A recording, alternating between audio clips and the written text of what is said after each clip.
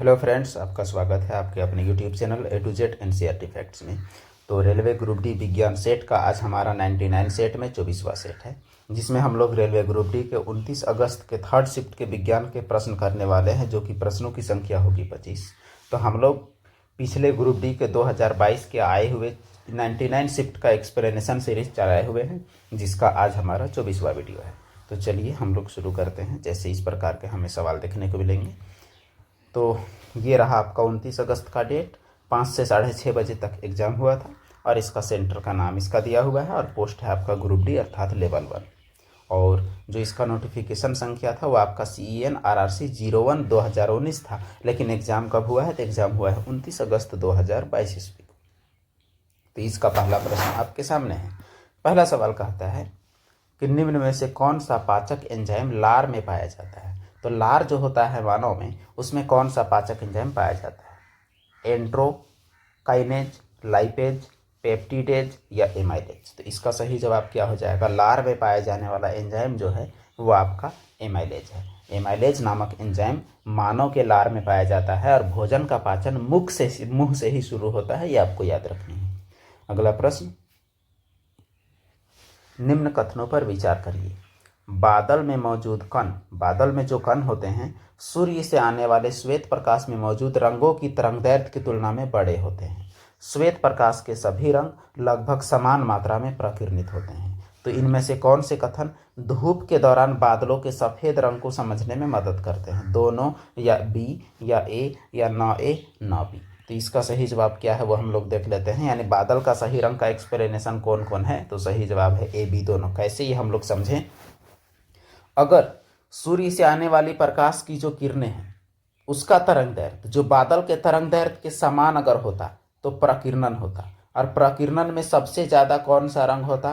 तो ब्लू और बैंगनी का सबसे ज़्यादा प्रकीर्णन होता और ब्लू या बैंगनी दिखता। लेकिन इसका तरंगदैर्घ्य और उसका तरंगदैर्घ्य दोनों मैच नहीं कर रहा है, इस वजह से कोई प्रकीर्णन नहीं हो रहा है। तो प्रकीर्णन अगर हो रहा है तो सफ़ेद प्रकाश का, तो समान मात्रा में प्रकीर्णित होता है सफ़ेद प्रकाश, तो दिखता भी बादल कैसा है? तो दिखता भी है सफ़ेद। यही था इसका एक्सप्लेनेशन। और आसमान का रंग जो नीला नजर आता है, धूल कण जो आसमान में है, उसके वजह से उसमें प्रकीर्णन होता है, उसके कण प्रकाश के तरंगदैर्घ्य के लगभग बराबर होते हैं, वहां प्रकीर्णन होता है। अगला प्रश्न, बेकिंग पाउडर, बेकिंग पाउडर किसका मिश्रण है?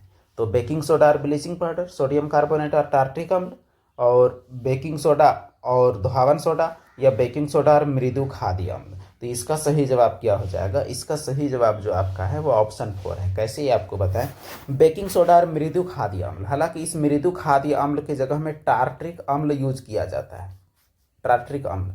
लेकिन ये ऑप्शन इसलिए गलत है क्योंकि यहाँ सोडियम कार्बोनेट है। अगर यहाँ सोडियम बाइकार्बोनेट होता तो फिर ये ऑप्शन सही हो जाता, क्योंकि सोडियम बाइकार्बोनेट जो होता है बेकिंग सोडा होता है, NaHCO3, और कौन सा अम्ल? टार्ट्रिक अम्ल यानी मृदु खाद्य अम्ल। दोनों को मिलाने से क्या बनता है? बेकिंग पाउडर, जिसका उपयोग हम लोग पकवान में करते हैं। अगला सवाल, किसी वस्तु को एक 10 सेंटीमीटर फोकस दूरी वाले उत्तल दर्पण के सामने 15 सेंटीमीटर की दूरी पर रखा गया है, तो इसका प्रतिबिंब कहाँ पर बनेगा और कैसा बनेगा? ये आपसे सवाल है। तो ये तो न्यूमेरिकल बेस्ड क्वेश्चन है, तो इसे हम लोग आराम से बनाते हैं न्यूमेरिकल के हिसाब से। तो इसमें आप देख सकते हैं कि जो हमारा F जो दिया हुआ है फोकस दूरी, ये आपका 10 है, और उत्तल दर्पण का फोकस दूरी क्या होता है? प्लस में, तो ये हुआ आपका 10 सेंटीमीटर। और जो आपका वस्तु दूरी है U, ये हमेशा माइनस में होता है, ये आपका क्या है? 15 सेंटीमीटर। आपको क्या निकालना है? आपको निकालना है V। दर्पण सूत्र क्या कहता है? 1/V प्लस 1/U बराबर 1/F, ये बात कहता है दर्पण सूत्र। अब देखिए 1/V आपको निकालना है यानी V, तो 1/F माइनस 1/U आपका हो जाएगा। तो 1/F की जगह में रख दीजिए 1/10 माइनस, और यहाँ ऑलरेडी U में माइनस है तो ये प्लस हो जाएगा 1/15। अब 1/V बराबर, ये 10 15 कैल्शियम लीजिएगा तो 30 होगा, 10 तिया 30 और 15 दूनी 30, तो 3 और 2 5/30, तो 5 एकम 5, 5 छक 30, यानी आया 1/6। तो भी की जगह में कितना आया? तो भी की जगह में आपका जवाब आया है 6। अब भी की जगह में अगर आपका जवाब 6 है, इसका मतलब क्या है? तो इसका मतलब आपका 6 वाला आंसर तो होगा। आंसर आपका इसमें 6 वाला होगा, लेकिन आभासी होगा कि वास्तविक होगा ये आपको समझना है। तो देखिए ये रहा आपका उत्तल दर्पण का ये हिस्सा। अब मान के चलिए अगर प्रतिबिंब प्लस में बनता है तो इधर बनेगा, माइनस में बनता है तो इधर बनेगा, और माइनस तरफ बनता है तो वास्तविक बनेगा, और प्लस तरफ बनता है यानी दर्पण के पीछे अगर बनता है तो आपका आभासी बनेगा। तो इस प्रकार हमारा कैसा है, प्लस में है यानी दर्पण के इधर है तो क्या होगा, आभासी होगा। जैसा कि आप देख सकते हैं आंसर में भी कि आभासी है। आभासी क्यों है ये हमने समझाने का प्रयास किया। अगला सवाल, इनमें से कौन सी नसबंदी विधि एक अस्थायी विधि है, परमानेंट विधि? कंडोम का उपयोग, गर्भ निरोधक गोलियों का उपयोग, सर्जरी द्वारा नसबंदी, या कॉपर टी का उपयोग? तो जो परमानेंट सॉल्यूशन इसका है वो क्या है, सर्जरी। सही जवाब आपके सामने ही इसको रिवील किया जा रहा है। सही जवाब क्या है, सर्जरी। सर्जरी द्वारा होने से फिर बाद में गर्भधारण की क्षमता खत्म हो जाती है। अगला प्रश्न, 12 वोल्ट की बैटरी से संयोजित एक बल्ब 3 एम्पियर की धारा लेती है तो बल्ब की शक्ति क्या होगी? तो अगर इसे हम लोग बात करें आराम से बनाने की तो बात यह है कि यहाँ जो वोल्टेज दिया हुआ है भी वो आपका कितना है, 12 वोल्ट, और धारा दिया हुआ है कितना, तो 3 एम्पियर, और शक्ति जो होता है पावर वो होता है VI। तो VI का मतलब ये हो गया कि 12 गुनी 3, तो उस आधार पर हमारा हो जाएगा 36, और शक्ति का SI मात्रक होता है वाट। तो इस प्रकार हमारा आंसर होना चाहिए 36 वाट। लेकिन देखते हैं कि इसका सही जवाब क्या है। बिल्कुल सही जवाब है आपका कौन सा, तो सही जवाब है 36 वाट। अगला प्रश्न क्वेश्चन नंबर 21, यानी अगला सवाल है, जहां जहां जो सवाल है उसी के आधार पर बनाया जा रहा है। किसी चालक को 2 वोल्ट की बैटरी से संयोजित करते हैं तो मान लीजिए चालक तार के सिरों के बीच विभवांतर V1 है और 4 वोल्ट वाले जोड़ने के साथ V2 है, तो V1/V2 निकालिए। तो ये सवाल में कुछ जान नहीं है, देखिए गौर कीजिए। अगर 2 वोल्ट का बैटरी से जोड़िएगा तो 2 वोल्ट ही विभवांतर होगा, 4 वोल्ट से जोड़िएगा तो 4 वोल्ट होगा। तो इस प्रकार अगर V1/V2 हम लोग निकालेंगे तो V1 कब है, जब 2 वोल्ट जोड़े, V2 कब है, जब 4 वोल्ट जोड़े। इस प्रकार आपका इसे आप काटिएगा तो 2 एका 2 और 2 दूनी 4, तो आंसर आपका 1/2 इसका अनुपात आएगा, अर्थात 1:2 आपका आएगा। तो इसका सही जवाब आपका क्या हो जाएगा, 1/2 यानी 1:2 इसका सही जवाब होगा। तो ऐसे सवाल रहते हैं जिसमें आपको लगेगा कि कुछ करने की ज़रूरत है, लेकिन उसमें कुछ भी वैसा खास कुछ करने की ज़रूरत नहीं पड़ती है। अगला सवाल, अपघटन अभिक्रिया कब होती है? जब एक तत्व अन्य तत्वों को विस्थापित करके उत्पाद बनाता है, जब एक अभिकारक विघटित होकर सरल उत्पाद बनाता है और ऊर्जा मुक्त होती है, जब एक अभिकारक विघटित होकर सरल उत्पाद बनाता है, जब 2 या 2 से अधिक अभिकारक एक उत्पाद का निर्माण करता है। तो चलिए बाकी चारों ऑप्शंस को हम लोग गौर से देखें।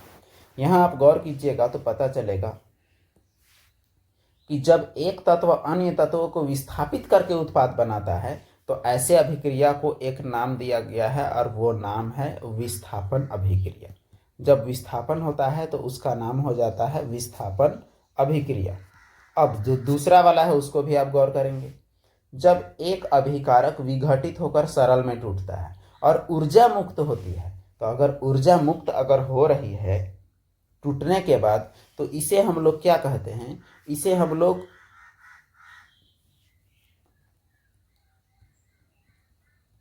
ऊष्मा, यानी ऊर्जा यहाँ मुक्त होती है तो ऊष्मा क्षेपी अभिक्रिया कहते हैं। ऊष्मा क्षेपी अभिक्रिया खास करके अगर ऊर्जा मुक्त होती है तो। अगला है हमारा, देखिएगा गौर से, जब एक अभिकारक विघटित होकर सरल उत्पाद बनाता है नॉर्मल, तो इसे कहते हैं वियोजन अभिक्रिया या अपघटन अभिक्रिया। यही होता है वियोजन अभिक्रिया या अपघटन अभिक्रिया। हालांकि देखा जाए तो ये भी आपका वियोजन है और ये भी आपका वियोजन है, लेकिन दोनों में बहुत बारीक फर्क है। जब 2 या 2 से अधिक अभिकारक एक उत्पाद बनाते हैं तो लास्ट वाला क्या कहलाता है, लास्ट वाला कहलाता है आपका संयोजन अभिक्रिया। तो ये हो जाएगा संयोजन अभिक्रिया। अब देखते हैं हम लोग राइट आंसर इसका क्या है, तो ऑप्शन 3 राइट है, यानी जो वियोजन है उसे ही हम लोग क्या कहते हैं, अपघटन। आपको अभी अभी बताया भी गया है कि वियोजन यानी अपघटन होता है। अगला प्रश्न क्वेश्चन नंबर, सवाल है कि नीचे दिए गए कथनों पर विचार कीजिए और सही उत्तर का चयन कीजिए। धातुएं विद्युत धनात्मक प्रकृति की होती हैं। बंध बनाते समय धातुओं में इलेक्ट्रॉन त्यागने की प्रवृत्ति होती है। केवल एक सही, दोनों सही और एक जो है वो दो की सही व्याख्या, दोनों सही दो एक की सही व्याख्या और केवल दो सही। तो इसका राइट आंसर क्या हो जाएगा? इसका राइट आंसर चलिए तलाश करते हैं। जवाब है इसका 3। इसका मतलब ये है कि धातुएं विद्युत धनात्मक होती हैं, ये बात तो सही है। जैसे Na+ Mg2+, सब में आपका प्लस ही आपको दिखेगा जितने भी धातुएं हैं। और बंध बनाते समय इलेक्ट्रॉन त्यागने की प्रवृत्ति होती है, इसलिए तो ये हैं विद्युत धनात्मक। इसका मतलब दोनों सही तो है, लेकिन व्याख्या कौन है? व्याख्या दो है। किसका? एक का। यानी क्यों धनात्मक है उसका कारण कौन है? तो उसका कारण दो है। अगला सवाल, प्रकिरणित प्रकाश का रंग प्रकिरणित होने वाले कणों के आकार पर निर्भर करता है।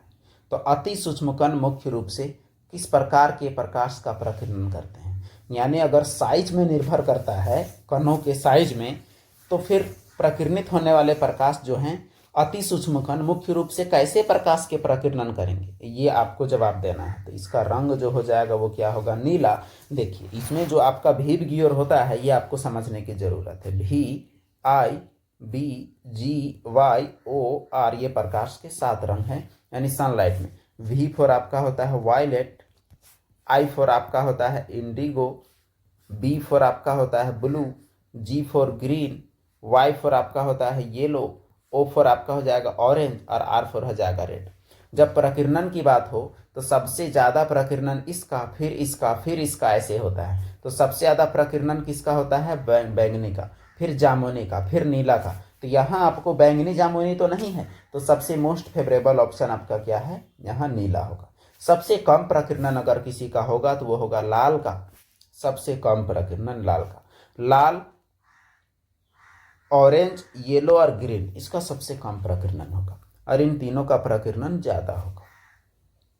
अगला सवाल, ये भी आपका न्यूमेरिकल बेस्ड है। प्रकाश से किसी वस्तु को 15 सेंटीमीटर फोकस दूरी वाले अवतल दर्पण के सामने रखा जाता है और उसका प्रतिबिंब वस्तु की ओर ही 45 सेंटीमीटर पर बनता है, तो दर्पण से वस्तु की दूरी ज्ञात कीजिए। यानी आपको U निकालना है। तो चलिए ये आपका न्यूमेरिकल बेस्ड प्रश्न है, इसे हम लोग बनाने का प्रयास करते हैं।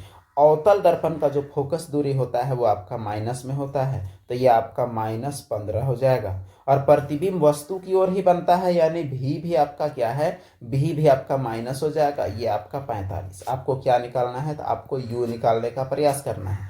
दर्पण सूत्र क्या होता है? 1/v + 1/u बराबर 1/f होता है। तो इससे आपको U निकालने के लिए क्या करना पड़ेगा? 1/f - 1/v करना पड़ेगा। तो 1/f क्या है? तो 1/, अच्छा शुरू में हम लोग एक गलती किए हैं, ये आपका फोकस दूरी है f, तो 1/f आपका क्या है? तो -15, फिर माइनस, और ये आपका माइनस क्या है? 45। तो ये माइनस माइनस तो प्लस हो जाएगा, कोई बात नहीं है। अब देखिए इसका आप जब एलसीएम लीजिएगा तो हो जाएगा 45। 15 तिया 45 तो -3 और 45 का 45 तो 1। अब देखिए 3 में 1 कितना बचा? तो -2/45। इसे आप काटिएगा तो 1/, हो जाएगा आपका 22.5, वो भी माइनस में। अब देखिए U का मान किस में आया? तो U का मान आया -22.5। तो U तो हमेशा माइनस में होता ही है, तो इसका आंसर हमारा 22.5 सेंटीमीटर राइट आंसर होना चाहिए। चलिए देखते हैं, बिल्कुल सही, 22.5 सेंटीमीटर हमारा सही जवाब है। अगला सवाल, क्वेश्चन नंबर 42। सवाल है, एक विशिष्ट कस्बे में अजैव निम्नीकरणीय अपशिष्ट के उत्पादन को कम करने के लिए 3R यानी रिसाइकल, पुनः चक्र, रीयूज दोबारा यूज करना, रिड्यूस दोबारा उत्पादन करना का पालन किया जाता है। तो इसका सही क्रम क्या होगा? तो reduce, reuse, recycle, reuse, recycle, reduce, recycle, reduce, reuse या रिसाइकल, रीयूज, रिड्यूस, यानी इसका क्रम आपको तलाशना है। तो सबसे पहले क्या करना पड़ेगा? सबसे पहले तो कारखाना में कम उत्पादन हो वही ज़्यादा अच्छा है, और उत्पादन हो गया तो उसका दोबारा यूज हो वो अच्छा है, और उसके बाद अगर वो टूट फट गया तो उसको रिसाइकल किया जाए। तो उस आधार पर हमारा ऑप्शन जो है वो एक ठीक है। यानी सबसे पहले आपको रिड्यूस यानी उत्पादन ही कम कीजिए, फिर रीयूज यानी कम यूज कीजिए, फिर रिसाइकल यानी बन ही गया है तो उसका दोबारा यूज करने का प्रयास करिए। रिसाइकल करके दूसरे पदार्थ बनाकर। अगला सवाल हमारा है क्वेश्चन नंबर, ये 14वां सवाल है हमारा, जो कि यहाँ 47 नंबर में आपका ग्रुप डी एग्जाम में पूछा गया था। निम्न में से कौन सा दहन का रासायनिक अभिक्रिया का गुण है? तो तत्व ऑक्सीजन की उपस्थिति में जलेगा, अभिक्रिया प्रकाश के अवशोषण के साथ होगी, अभिक्रिया उष्मा के अवशोषण के साथ होगी, सूर्य के प्रकाश की उपस्थिति में अभिक्रिया होगी। तो दहन जो है, दहन के लिए एक ही सबसे खास चीज जरूरी है और वो है ऑक्सीजन की उपस्थिति। बगैर ऑक्सीजन के दहन नहीं होगा।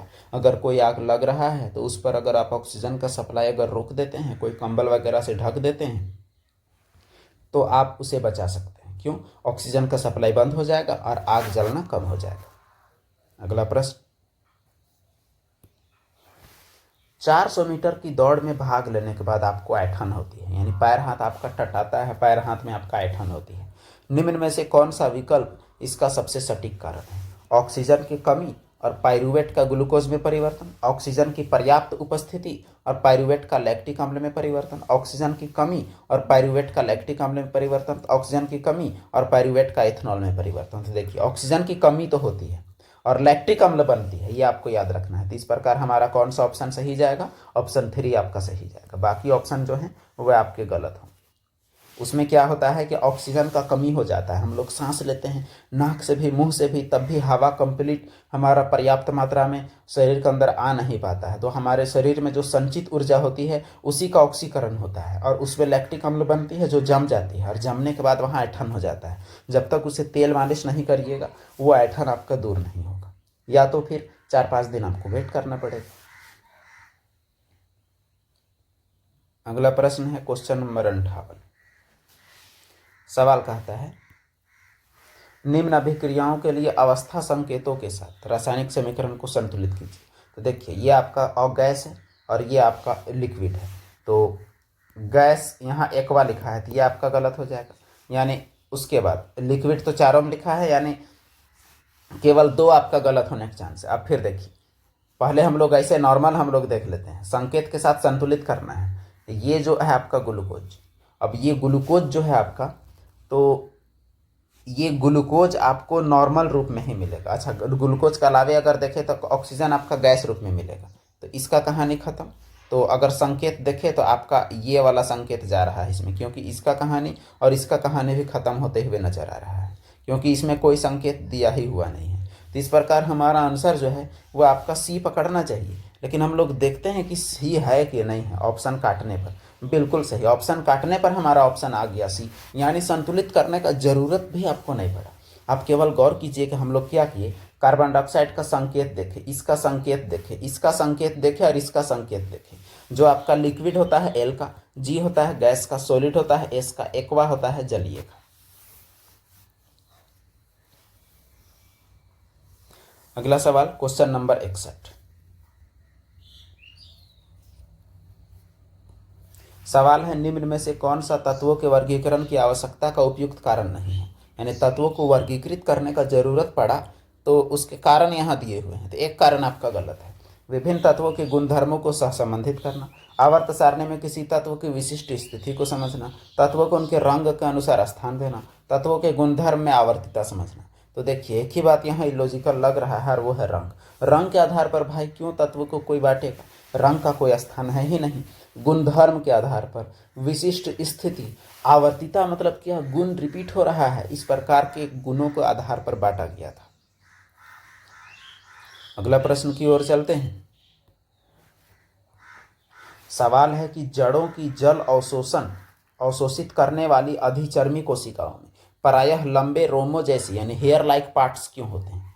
तो अवशोषण के लिए उपलब्ध सतह क्षेत्र की वृद्धि के लिए, प्रकाश संश्लेषण के लिए उपलब्ध सतह क्षेत्र की वृद्धि के लिए, वाष्पोत्सर्जन के सतह क्षेत्र की वृद्धि के लिए कि गमन के लिए? तो देखिए, सतह क्षेत्र तो बढ़ता है और इसमें होता है जल का अवशोषण। जब जल का अवशोषण होता है तो प्रकाश संश्लेषण और वाष्पोत्सर्जन और गमन का कोई कहानी बनता ही नहीं है। तो इस प्रकार हमारा एक ही जवाब बनता है, वो आपका अवशोषण के लिए उपलब्ध सतह के क्षेत्र में वृद्धि करने के लिए। इसीलिए आपका जवाब क्या है? ऑप्शन ए है। अगला सवाल, उस विकल्प का चयन करिए जो सही ढंग से यह इंगित करता है कि निम्न में से कौन सा कथन सत्य है। जब जिंक धातु की पट्टी को कॉपर सल्फेट के विलयन में डाला जाता है, यानी ये होती है ZnCuSO4। तो अब बात यह है कि अब क्या होता है, जिंक कॉपर सल्फेट को विस्थापित करता है, यानी क्या जिंक कॉपर सल्फेट के स्थान पर आ जाएगा और जिंक सल्फेट बनाएगा और ऐसे कर देगा, या कॉपर सल्फेट का नीला रंग फीका नहीं पड़ता, या जिंक की पट्टी पर तांबा का नीला निक्षेप बनता है, यह संयोजन अभिक्रिया का उदाहरण है। तो संयोजन वाला पार्ट तो नहीं होगा। बाकी ये तीनों में हम लोग देख लेते हैं कि इसमें विस्थापन होता है कि नहीं, वही आपका मेन क्लू है। तो आपका जवाब बिल्कुल सही है, विस्थापन इसमें होता है, वही तो मेन बात है। देखिए, जब आप जिंक को कॉपर सल्फेट से अभिक्रिया कराते हैं तो कॉपर आपका आवर्त सारणी ये आपका जो सक्रियता श्रेणी में नीचे है, इसीलिए कॉपर जो है वो कॉपर को जिंक हटा देता है और कॉपर को अलग कर देता है। तो यह किस प्रकार का अभिक्रिया का उदाहरण है, तो यह आपका विस्थापन अभिक्रिया का उदाहरण है। अगला प्रश्न, ये मेंडल के प्रयोग पर आधारित है। मेंडल द्वारा किए गए प्रयोगों के तरीकों के आधार पर नीचे दिए कथनों में सही कथन की पहचान कीजिए।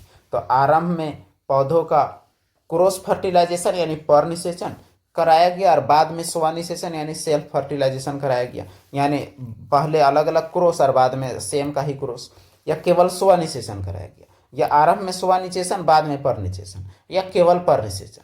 तो क्या कराया मेंडल ने, ये सवाल पूछा गया है। देखिए, शुरू में मेंडल ने कराया पर्निसेशन यानी क्रॉस ब्रीडिंग, और बाद में कराया सेल्फ ब्रीडिंग सेल्फ फर्टिलाइजेशन, यानी अलग अलग रंग के पौधों को पहले कराया और जो मिला उसको फिर आपस में बाद में कराया। अगला प्रश्न, निम्न स्थितियों से प्रेरित विभवांतर का परिमाण और दिशाओं का वर्णन कीजिए, विचार कीजिए। एक सीधे धारावाही तार के किसी स्थिर कुंडली में 1.5 मीटर पर सेकेंड की चाल से गतिमान होने पर, और उसी सीधे धारावाही तार उसी स्थिर कुंडली में 1.5 मीटर की चाल से गतिमान होने पर, यानी दूर की ओर, एक बार कुंडली की ओर एक बार दूर की ओर। देखिए, इधर जाएंगे तो अगर वोल्टेज ये उत्पन्न होगा तो इधर जाने से वोल्टेज ये उत्पन्न होगा। इस प्रकार मात्रा तो आपका दोनों का सेम होगा क्योंकि चाल सेम है, लेकिन दिशा क्या होगी, विपरीत होगी, बस और कुछ भी नहीं है। तो यहाँ आप देखिए, समान और विपरीत, समान और विपरीत मतलब मात्रा उतना ही उत्पन्न होगा क्योंकि दोनों का जो चाल है, चाल आपका बराबर है, लेकिन आपका चाल बराबर होने के साथ यहाँ दिशा आपका विपरीत है क्योंकि गति की दिशा आपकी अलग है। अगला सवाल, एक बैटरी से संयोजित किसी चालक में I धारा प्रवाहित होती है। यदि चालक का प्रतिरोध 4 गुना कर दिया जाए, धारा क्या होगी? इस बात को समझिए। V बराबर क्या होता है, तो V बराबर होता है IR। अब यहाँ आपसे क्या पूछा गया है वो आप गौर कीजिए। धारा प्रवाहित होती है, प्रतिरोध को अगर 4 गुना कर दिया जाए तो धारा क्या होगा, तो I बराबर क्या हो जाएगा, तो I बराबर हो जाएगा V/R, यानी I जो निर्भर कर रहा है R से वो इनडायरेक्टली कर रहा है यानी इन्वर्सली। इसका मतलब एक को करेंगे 4 गुना तो दूसरा होगा 1/4 गुना, और एक को करेंगे 1/4 गुना दूसरा होगा 4 गुना। तो यहाँ आपको क्या बोलता है, 4 गुना, इसका मतलब अगला क्या होगा, 1/4 गुना। तो जब उल्टा पलटी हो रहा है तो वही होगा, तो सही जवाब क्या होगा, 1/4 गुना, यानी I/4 हो जाएगा। ज़्यादा इसमें तामझाम नहीं, सीधा सवाल है। अगला सवाल देखिए, N फेरों वाली एक परिवर्ती धारावाही कुंडली के कारण उत्पन्न चुंबकीय क्षेत्र का परिमाण क्या होगा। तो देखिए, अगर फेरा 3 है तो 3 होता है, अगर फेरा 6 है तो 6 होता है, तो अगर फेरा N है तो क्या होगा, N होगा। इसका मतलब इसका सही जवाब क्या हो जाएगा, N होगा। जितना फेरा उतना चुंबकीय क्षेत्र। अगला प्रश्न, ये सीधे प्रयोग से सवाल है, कह सकते हैं। आपने जल में रियो की पत्ती की एक अस्थायी स्लाइड तैयार की है। जब स्लाइड पर चीनी का प्रबल विलयन डालते हैं, एकदम गाढ़ा घोल, तो उसमें क्या बदलाव होता है, कोई बदलाव नहीं। या कोशिकाएं जल उत्सर्जन करेगी जिसकी वजह से कोशिका सिकुड़ जाएगी, या कोशिकाएं जल अवशोषित करेगी और उत्सर्जन होगा जल का, यानी कुछ अवशोषण कुछ उत्सर्जन, या जल का अवशोषण करेगी या फूल जाएगी। तो इसका जो सही जवाब जो हो जाएगा वो क्या है, इसमें जल का उत्सर्जन करेगी। क्यों, क्योंकि लो कॉन्सेंट्रेशन से हाई कॉन्सेंट्रेशन की ओर, मतलब क्या होगा, लो से हाई, हाई से लो की ओर, हाई से लो की ओर यहाँ क्या होगा, गमन होगा, और हाई से लो की ओर गमन होने पर क्या होगा कि कोशिका सिकुड़ेगी।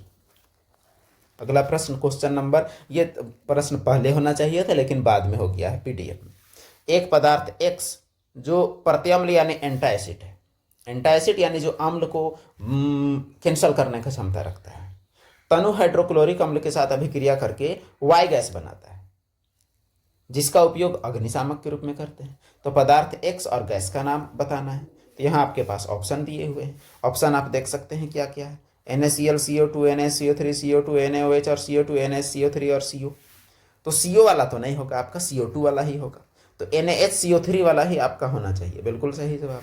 तो आपका क्या है, NaHCO3 और CO2 यही है जो हाइड्रोक्लोरिक अम्ल के साथ अभिक्रिया करके, यानी जो X आपका क्या है, NaSCO3। चलिए इसको हम लोग बनाते हैं तभी हम लोग को बेहतर समझ में आएगा। X का जगह हमें क्या लेंगे, तो NaHCO3। यह अभिक्रिया करता है किसके साथ, तो HCl के साथ। कौन सा गैस बनाता है, तो CO2 गैस बनाता है, और साथ में NaCl बनाता है, और साथ में H2O बनाता है। बस यही हुआ आपका कहानी। और ये अग्निशामक के रूप में उपयोग किया जाता है, क्योंकि यह कार्बन डाइऑक्साइड जो है वह आपका ऑक्सीजन की सप्लाई को रोकने की क्षमता रखता है। तो इस प्रकार आज का हमारा जो 25 क्वेश्चन का सेट है वो कंप्लीट होता है, जो आने वाले एग्जाम में आपके लिए काफ़ी हेल्पफुल होगा। तो ज़रूर आप वीडियो को शेयर करें, अगर अभी तक आप देख रहे हो किसी भी ग्रुप में आप डालें और इधर उधर आप थोड़ा सा फैलाएं, ताकि हमारा व्यू भी मिले, हमें मनोबल मिले। वीडियो को लाइक करें, और कोई भी सुझाव हो तो कमेंट बॉक्स में बताएं, कोई भी डाउट हो तो भी कमेंट बॉक्स में पूछें। धन्यवाद वीडियो देखने के लिए।